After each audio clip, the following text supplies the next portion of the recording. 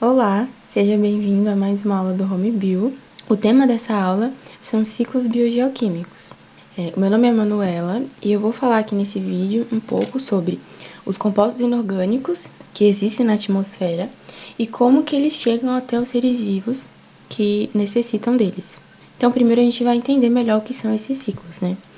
Eles são percursos realizados no ambiente por elementos químicos que são essenciais à vida, né? Então, esses são ciclos naturais, em que esses elementos, né, como o próprio nome já diz, eles circulam no ambiente, passando pelos componentes abióticos e bióticos, né, do ecossistema. E aí, uma coisa que acontece muito importante, né, que é a grande importância, assim, dos ciclos biogeoquímicos, é que eles permitem a reciclagem dos elementos, né? Então, vamos pensar assim, os seres vivos, eles vão capturando, né, e aqueles elementos e utilizando eles nos seus processos, né, de manutenção do organismo.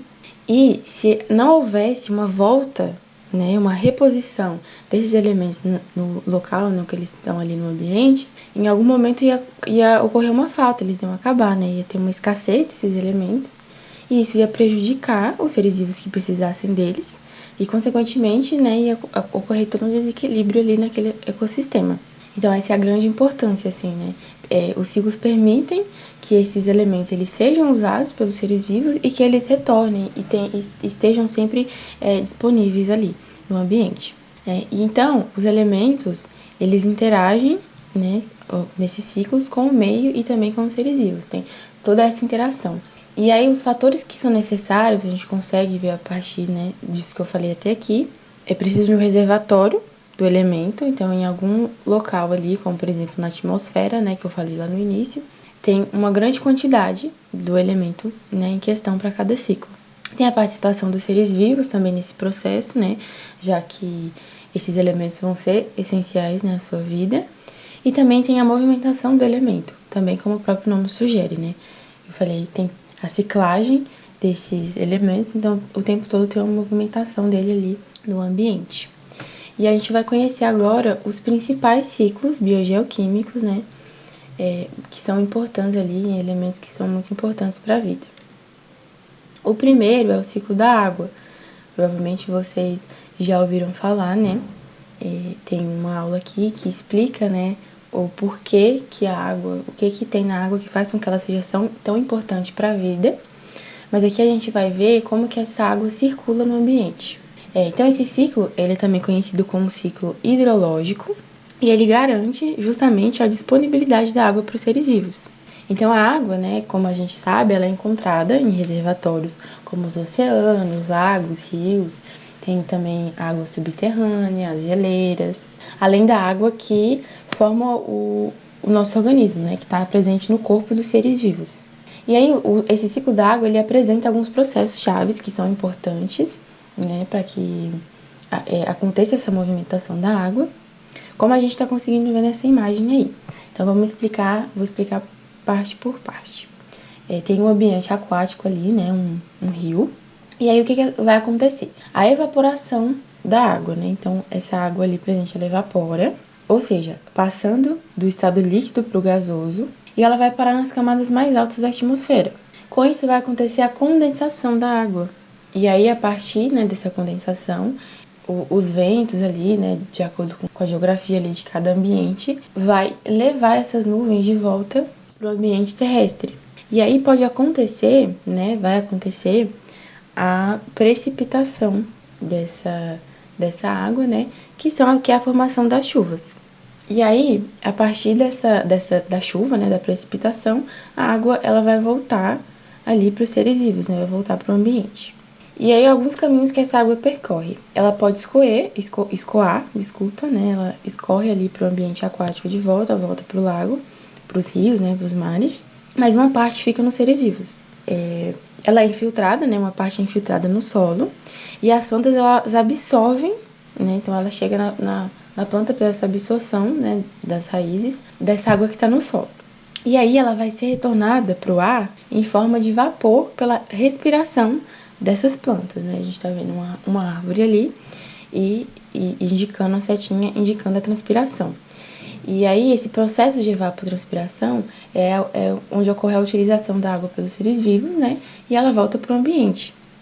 E aí a gente consegue ver uma grande importância, né, dessas plantas, das florestas, pro ambiente, né? Dentre as várias importâncias, como por exemplo, né, da biodiversidade, uma grande questão é justamente que essas florestas, né, as árvores, elas mantêm a umidade no ambiente terrestre por conta desse processo de evapotranspiração.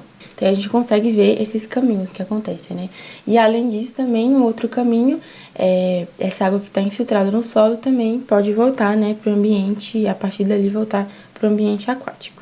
E aí essa é uma forma, né, essa movimentação que acontece da água no ambiente para ela ficar disponível, né, para os seres. O próximo ciclo, os ciclos que nós vamos ver são os ciclos do carbono e do oxigênio. E eles estão juntos aqui porque eles são complementares. A gente vai ver cada um, né, e perceber que eles estão ali trabalhando bastante juntos. Primeira imagem, a gente consegue ver mais especificamente do carbono. O carbono ele é essencial, né, para a sobrevivência dos organismos. Ele participa da composição química de moléculas orgânicas muito importantes, como a glicose, por exemplo. E esse ciclo, então, como os que a gente está vendo aqui, ele tem sua importância grande ali para os organismos vivos. E a gente percebe na imagem, observando, que o carbono está presente na atmosfera na forma de gás carbônico. E esse gás ele é capturado pelos organismos fotossintetizantes, que são as plantas, né? Na fotossíntese, esse carbono ele é incorporado ao ser vivo e ele pode retornar ao ambiente na forma da transpiração. Né? Na transpiração dessas plantas, né, é liberado o gás carbônico de volta para a atmosfera. Outra forma também é por meio da decomposição, que o organismo morre, a gente está vendo ali, né, um organismo morto, e aí ele é decomposto. E aí também é liberado o gás carbônico nesse processo. Existem ali, né, nesse processo de decomposição, tem seres que fazem respiração aeróbica e aí, né, é gerado o gás carbônico. E aí também outra forma, né, é a queima de combustíveis fósseis, né, como a gasolina, por exemplo, né, libera também gás carbônico para o ambiente. E aí, né, onde que o oxigênio entra nisso? Ele também é um elemento, né, essencial, a gente sabe, principalmente para a respiração. Né, ele é utilizado por todos os seres vivos. E ele é encontrado em grande quantidade na atmosfera.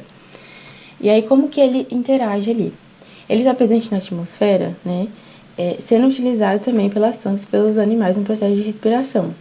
Nesse processo, a água e o gás carbônico, eles também são produzidos, né, e devolvidos ao ambiente. E quando, geralmente, todos esses processos, aqui na imagem do lado a gente consegue ver isso melhor, que nesses processos, quando tem o consumo do oxigênio, ele gera o gás carbônico, né? Pode gerar o gás carbônico. Então, por exemplo, né, na decomposição, é utilizado o oxigênio e gera o gás carbônico, né? Consumido o oxigênio. E no contrário, né, nos processos em que, como por exemplo na fotossíntese, é utilizado o gás carbônico, é produzido o oxigênio e liberado. Então, assim que eles estão, né, ligados ali, trabalhando juntos. Nos processos em que um é consumido, o outro é gerado, liberado na atmosfera. E o próximo ciclo que a gente vai ver, né, o último e muito importante também, é o ciclo do nitrogênio.